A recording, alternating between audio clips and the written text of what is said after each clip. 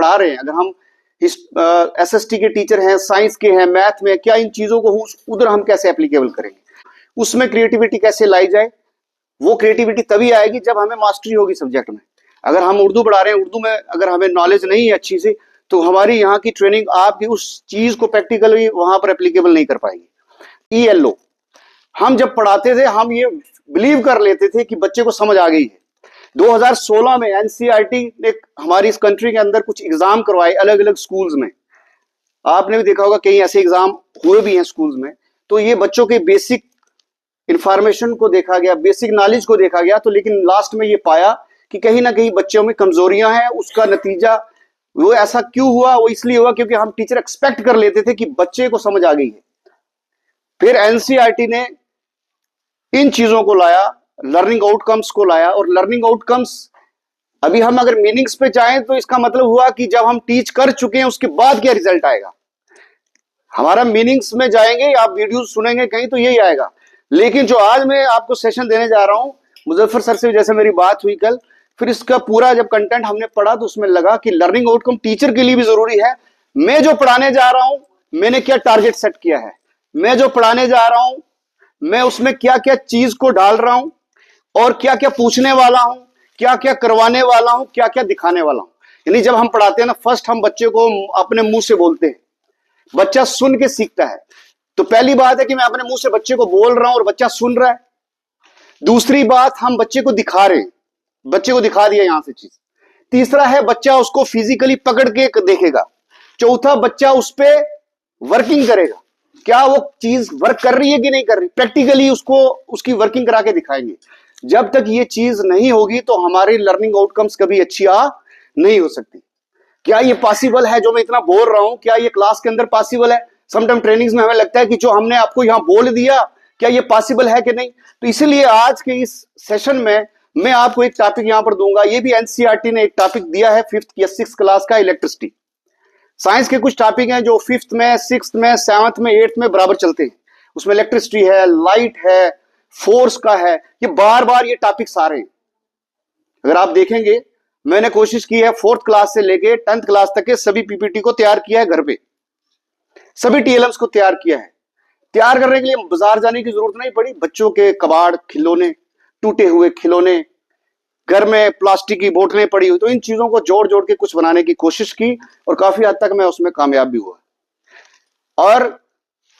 और एक्टिविटी को करने का तरीका भी बताया है। जो साइंस किट आई है उसके साथ एक बुकलेट आई है, और उस बुकलेट में जैसे मैं आपको अभी समझाऊंगा तो बड़ा इजी से, क्योंकि आप बड़े हैं। अब मैं 9th 10th में जाऊंगा तो आपसे मुझे ज्यादा मेहनत वहां लगेगी। अगर वही कंसेप्ट 4th या 3rd या 5th वाले बच्चे को पढ़ाऊंगा, वहां और ज्यादा मेहनत लगेगी। वही कंसेप्ट 2nd वाले बच्चे को पढ़ाऊंगा, और ज्यादा मेहनत लगेगी। अब जितना हम नीचे जा रहे हैं उतनी ब्रॉड नॉलेज होनी चाहिए। छोटे बड़े कंटिन्यूस प्रोसेस है। अब लर्निंग आउटकम्स का, जैसे अभी डेफिनेशन में मैंने इसका क्लियर कर दिया कि लर्निंग आउटकम्स का मतलब है कि हम जो टीचर्स हैं, जब क्लास के अंदर जाएंगे, किसी भी बच्चे को हम कोई नॉलेज दे रहे हैं, कोई स्किल दे रहे हैं, कोई वैल्यूज सिखा रहे हैं, और एट द एंड, उस चैप्टर के एंड में या चैप्टर के बीच बीच में भी, अब एक चीज मैं बता रहा हूं कि हम चैप्टर, जब हम 4 लाइन्स के बाद भी पूछते हैं कि नहीं, ये आप सभी करते हैं। हमने 4 लाइनें पढ़ाई, फिर पूछा, फिर आगे बढ़े, फिर पूछा, फिर आगे, हम बीच बीच में लगातार फॉर्मेटिव असेसमेंट करते जा रहे हैं।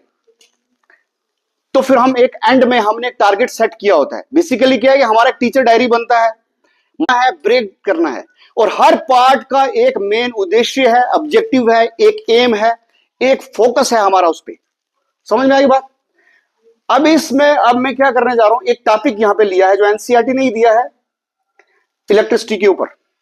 उस टॉपिक को मैं कैसे बोलूंगा, कैसे तोड़ूंगा, कैसे प्रैक्टिकली करूंगा, जब आपके सामने करूंगा। आपने इस एक टॉपिक को देख के जब क्लास में कुछ भी पढ़ाओगे तो सेम इसी तरीके से उस टॉपिक को ब्रेकअप करना है। ब्रॉड लर्निंग आउटकम्स का यहां पे मतलब है कि हमने एक बड़ा सा टॉपिक ले लिया है जो आज मैं स्टार्ट करने जा रहा हूं। और यहां पे क्या हमने कहा, students will explain the process and phenomena of electricity. मेरा टॉपिक क्या है, फिनोमेना ऑफ इलेक्ट्रिसिटी। ये टारगेट मेरा सेट हो गया कि आज क्लासरूम में मैंने ये पढ़ाना है। और नेक्स्ट अब मैं इसको क्या करने जा रहा हूं, break down into learning objectives. तो पहला ऑब्जेक्टिव मेरा क्या है, understand the concept of electricity. बच्चे को मैंने कंसेप्ट देना है कि इलेक्ट्रिसिटी क्या होता है। Define electricity as a form of energy, पहले ये बच्चे को बताओ, explain the importance of electricity in daily life, ये बताओ, और उसके बाद क्या बोला गया है, एग्जाम्पल एक्टिविटी, खाली एग्जाम्पल नहीं बोला, एक्टिविटी यानी करके बताना है। तो मैं इसको इसी हिसाब से करने जा रहा हूं। तो एनर्जी की, एनर्जी का मतलब हो गया capacity of a body to do work, किसी भी चीज की कितनी क्षमता है काम करने की, उसको हम क्या बोलेंगे, एनर्जी। जैसे मैं किसी पार्क के 10 चक्कर लगा सकता हूं, ये मेरी कैपेसिटी है, ये मेरी एनर्जी है। अब मैं लगाऊं चाहे 2 ही, वो मेरा क्या होगा, वर्क डन।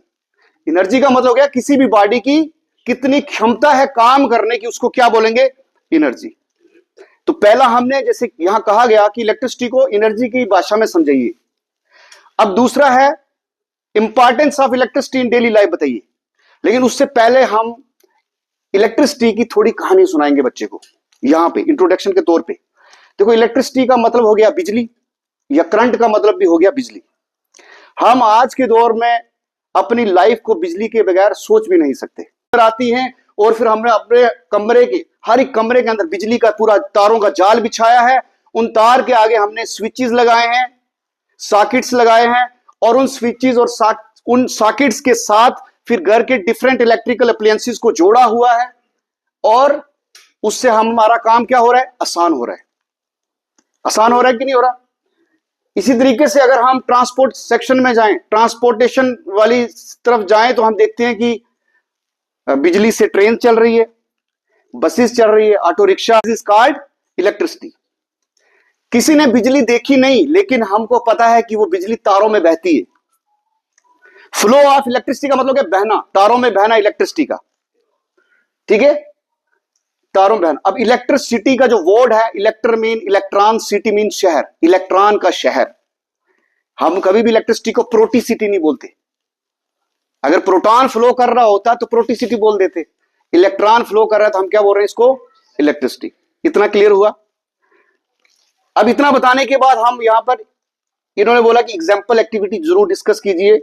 कौन कौन से, यहां पर 2 ही डिवाइस की बात की, फैन के बारे में बताएं बच्चे को कि अब जो बिजली हमारी किसी डैम से आ रही है, तो डैम तो नहीं देखा बच्चे ने, अब वो आइडिया उसके माइंड में नहीं। अब उसको ये पता है कि जब बिजली जाती है हमारी बैटरी से बिजली निकलती है, तो हम उसको बैटरी दिखाएंगे यहां पर, ठीक है, कि इलेक्ट्रिसिटी के सोर्स क्या क्या है।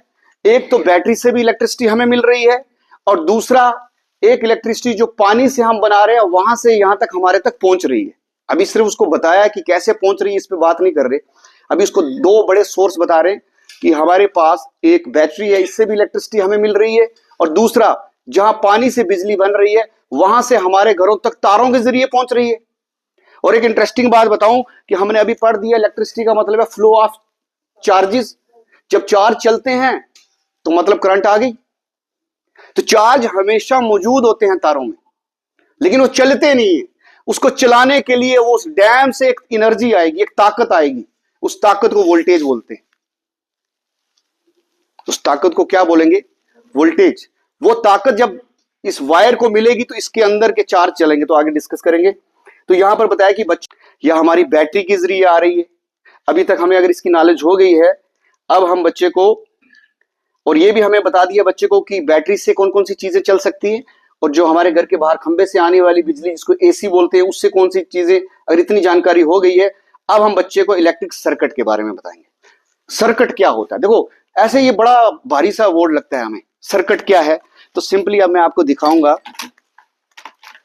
सर्किट क्या होता है। सर्किट बनाने के लिए हमारे पास क्या क्या चाहिए, एक बल्ब, एक वायर, एक बैटरी, एक switch. Wire, bulb, battery, switch, 4 चीजें हैं तो बन गया सर्किट। आगे बल्ब है, स्विच नहीं लगाया मैंने, स्विच भी यहां लगा सकते हैं, ठीक है। तो ये एक सर्किट है। अभी मैं बच्चे को, अभी हम यहां पर 2 पॉइंट्स आपको मिलेंगे। ये 2 जो पॉइंट्स हैं, इनको हम टर्मिनल्स बोलेंगे या इलेक्ट्रोड बोलेंगे। बैटरी के बीच में 2 रॉड्स गई होती हैं, चाहे बड़ी बैटरी हो छोटी, 2 रॉड्स गई होती हैं, इनको हम बोलते हैं टर्मिनल्स और इलेक्ट्रोड्स, ठीक है। इतना पता है, एक तरफ माइनस है एक तरफ प्लस है, इतना तो हमें पता है, ये देखा भी है हमने। अब इस बैटरी के अंदर कुछ केमिकल होता है, उस केमिकल के अंदर जब केमिकल रिएक्शन होती है तो 2 किस्म के चार्ज बनते हैं, पॉजिटिव भी और नेगेटिव भी। एक तरफ यानी एक तरफ पॉजिटिव चला जाता है और दूसरी तरफ नेगेटिव चला जाता है। इसको हम हायर क्लासेस में जाके इस टर्म को हम बोलते हैं पोटेंशियल, इलेक्ट्रिक पोटेंशियल। जब चार्ज दो अलग अलग टर्मिनल पे इकट्ठे हो गए, दो अलग अलग इलेक्ट्रोड पे इकट्ठे हो गए, इसको क्या बोलेंगे हम? Electric potential. जोड़िए और एक वायर पॉजिटिव के साथ जोड़िए। जब मैं इसको जोड़ रहा हूं तो यहां पर बल्ब जल रहा है, यहां से क्या होगा, इस नेगेटिव वाली साइड से इलेक्ट्रॉन इस वायर से फ्लो करते करते करते बल्ब तक आएंगे और बल्ब से होते हुए वापस पॉजिटिव तक आएंगे, तो हमारा सर्किट कंप्लीट होगा। बताया कि नहीं बताया? एक सिंपल सर्किट से 1 साल बना दिया, कई साल चलेगा ये। इसके सबसे छोटे हिस्से को बोलेंगे एटम। क्या बोला मैंने? इसके सबसे छोटे हिस्से को क्या बोलेंगे? दुनिया के हर चीज के छोटे हिस्से को क्या बोलेंगे? एटम। एटम जो है वो दिखने में कैसा है तो मैं बना के लाएं। एटम ऐसा होता है, अब इमेजिन करेंगे, ऐसे गोल होता है, उसके सेंटर में न्यूक्लियस होता है, बाहर ऐसे गोल गोल रिंग होते हैं। क्या बोला? एटम गोल होता है, सेंटर में ऐसा फिर से एक गोल सर्कल होता है जिसको बोलते हैं न्यूक्लियस, और उसके बाहर ऐसे रिंग होते हैं। अब इस न्यूक्लियस में प्रोटॉन और न्यूट्रॉन होते हैं, और न्यूक्लियस से बाहर जो ये व्हाइट कलर के हैं ये है इलेक्ट्रॉन। इतना समझ में आया जी? दुनिया की सबसे छोटी चीज जो अल्लाह ने बनाई है वो एटम है, सबसे छोटी। ये इतनी छोटी है फर्दर कट नहीं हो सकती, टूट नहीं सकती फर्दर। अब ये इतनी छोटी है, जब हमने इलेक्ट्रॉन माइक्रोस्कोप में इसका स्ट्रक्चर देखा तो बोला कि ये क्या है, इसके सेंटर में एक न्यूक्लियस है और बाहर गोल गोल शेल है। जो सेंटर में न्यूक्लियस है उसमें प्रोटॉन भी है और न्यूट्रॉन भी है। प्रोटॉन पे पॉजिटिव चार्ज, न्यूट्रॉन पे कोई चार्ज नहीं। लेकिन जो न्यूक्लियस के बाहर गोल गोल घूम रहे हैं लगातार, वो है इलेक्ट्रॉन, उन पे कौन सा चार्ज है? नेगेटिव। तो अब पता चला कि तार के बीच में वो जो चार्ज है वो आए कहां से? क्योंकि तार भी किसकी बनी है? एटम की। तो एटम के अंदर क्या होते हैं? चार्ज। हमें करंट क्यों लगती है? कंडक्टर का मतलब क्या हो गया और इंसुलेटर का क्या हो गया? कंडक्टर होता है वो चीज जिससे करंट पास हो जाए, ऐसा ही सब्सटेंस जिनसे करंट पास हो जाए, और जिन चीजों से करंट पास ना हो वो क्या होते हैं? इंसुलेटर। सभी मेटल जो होते हैं वो क्या होते हैं? कंडक्टर। ठीक है, ये वायर है मेरे पास, जैसे हमारे घरों में जो कॉपर की वायर है, मैं इसी की एक एग्जांपल लेता हूं, ज्यादा नहीं जाऊंगा।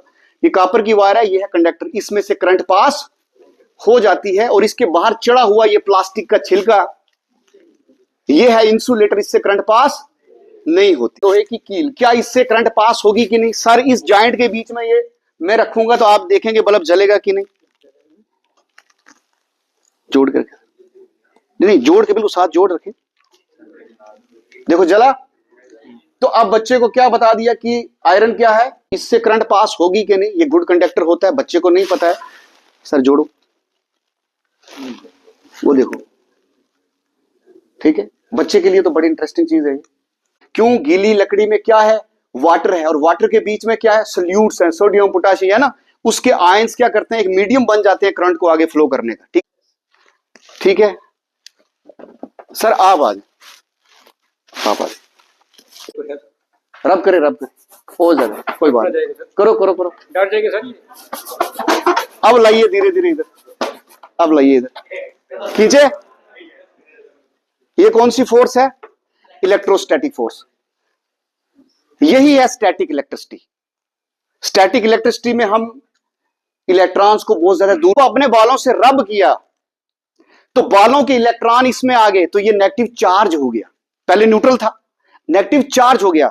ये कागज के टुकड़े हैं, इस पे पॉजिटिव चार्ज। आप बोलेंगे सर कागज भी तो न्यूट्रल है। एक स्पार्क दिखता है, करंट आने लगता है, वो शायद बिल्कुल स्टैटिक इलेक्ट्रिसिटी। जब भी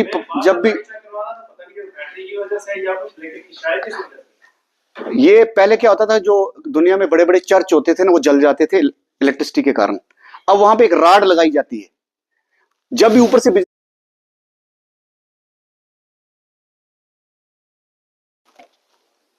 आप इसको थोड़ा सा रब करें हेयर्स के साथ। अच्छा एक चीज और बता रहा हूं, बैलून अच्छी के पास लाएंगे, देखेंगे अगर स्ट्रा घूम रही है तो इट मीन कोई फोर्स काम कर रही है, पास लाएं। देखो जिस तरफ ये करते जाएंगे, छोड़िए, जिस तरफ ये करते जाएंगे ये दूर भाग रही है, दूर भाग रही है। कौन सी फोर्स है? Electrostatic force. इलेक्ट्रोस्टैटिक इलेक्ट्रोस्टैटिक की रिपल्सिव फोर्स। ठीक है, इस पे हम कई बार, जैसे बच्चे को पेंसिल ले ली ना, पेंसिल के ऊपर ऐसे कागज का टुकड़ा लगा दिया, उस पे भी आप बैलून से रब करके दिखा सकते हो। और खासतौर पे चाहे केमिस्ट्री हो, फिजिक्स हो, बायो, बहुत ही प्रैक्टिकली चीजें हैं ये। Thank you ma'am.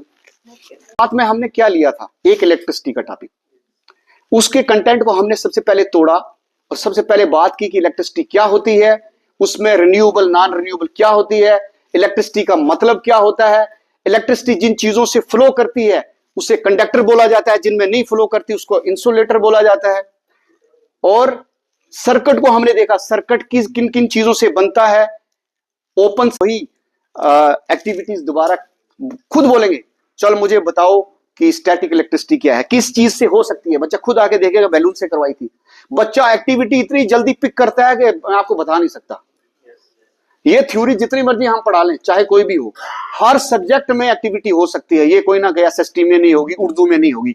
उर्दू में मान लीजिए कोई उर्दू पढ़ाने वाला है, इकबाल का टॉपिक है, आपने शुरू में बोल दिया अल्लामा इकबाल साहब का टॉपिक है आज, तो शुरुआत में कंटेंट को कैसे डिवाइड करेंगे? पहले उसका बचपन की कहानी, फिर उसके एजुकेशनल कैरियर की कहानी, फिर उसकी जो पोइट्री का जो दौर था उसकी, उसके अलावा कोई फारसी में कितना काम किया उस पे, ठीक है, उसके अलावा अगर उसके पॉलिटिकल कैरियर था उस पे। तो धीरे धीरे स्टेप बाय स्टेप जब हम चलते जाएंगे और बच्चे से बीच में ही फॉर्मेटिव असेसमेंट लेते जाएंगे, एट द एंड डेफिनेटली कि हम अपने उस टारगेट को अचीव कर चुके होंगे। ठीक है, थैंक यू।